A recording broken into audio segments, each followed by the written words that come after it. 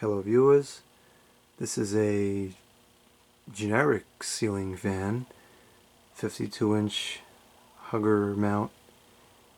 Got this at the Habitat maybe 4 or 6 months ago now. I actually got two of them. They had two, and for $10 I certainly thought it was worth getting both. There's the other. They both have the same light kit, which has a very interesting switch. And the switch is within the switch housing. It's not part of the light kit. So these lights are, I would say they're definitely original to the fan. The globe, I don't know if this is original. The other one came with like a plain globe. It kind of looked like that one, but smaller. I don't know which one would have been original. I'm guessing this was not original. Usually they don't come with these floral globes, but this is a nice one to have. And they both had some bearing noise, so I put some oil into the bearings on this one, and it seemed to get quieter, so I may try to do that again. Cane is also kind of interesting on these. It needs a little bit of help. It's kind of falling out, but it's like on a piece of sticky paper. It's not like what it normally is. I don't think I've ever seen ones quite like this before. Usually the backing is just the blade, but this has got like some paper to it. So that's interesting. I believe this was made in 1989, and yeah, there's not too much else to say about it. I don't think it was the greatest quality fan. You can see the motor is relatively small, but it moves a decent amount of air, and it really gets going on high speed. So here's the light on. I think it's got like a 25-watt bulb in there. So we'll start off on high. You can hear the motor a little bit.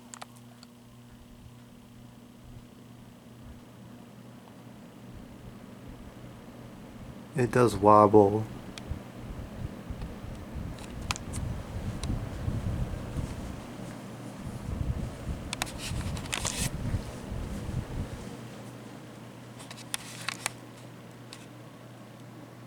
You can see it actually really moves the air pretty good.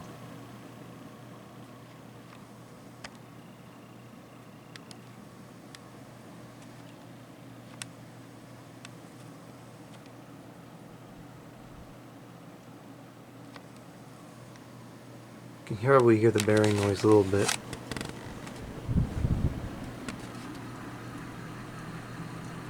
Now, of course, with the way the ceiling is down here, it's going to be performing better than it normally would, because there's a lot more room for air to get over the blades.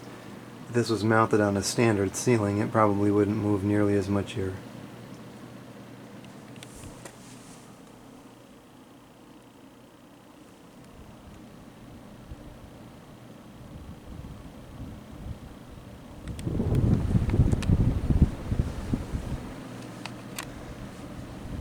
You can definitely hear the bearings, but it's not unbearable. Sometimes it's, well, a lot of the fans that I have are really kind of obnoxious.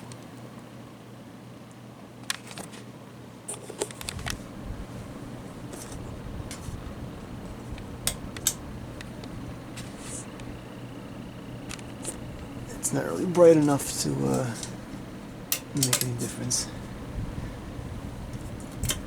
Medium, and this is not original either. I put that on there. That came off of a Sears fan.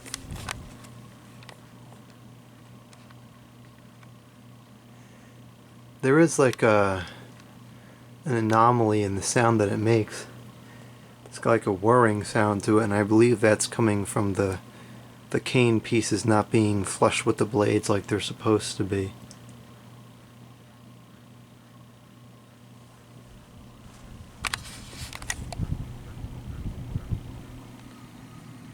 Something's making a vibrating sound too. Maybe one of the blade irons is a little bit loose. Still moving some good air.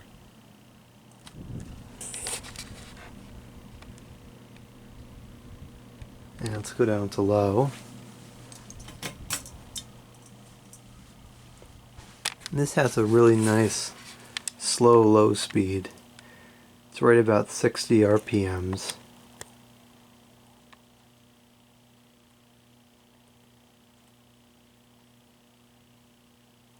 The motor has a little bit of a hum to it, but nothing particularly noticeable.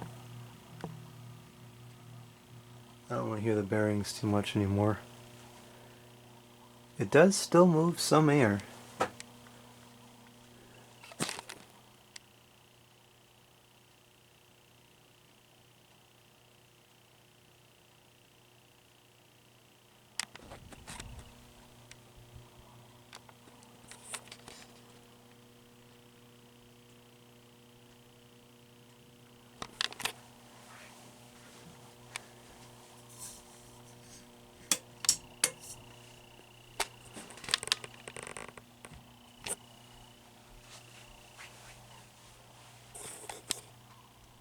That's got a really nice low to it.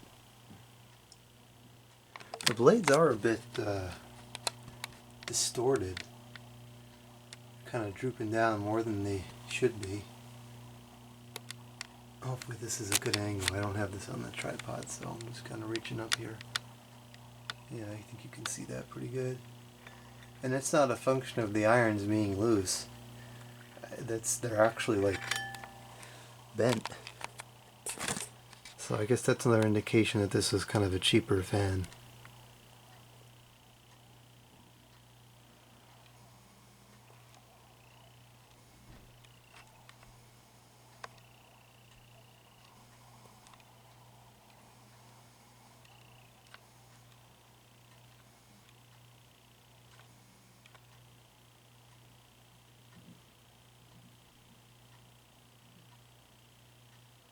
Alright, well that's going to be it for this one.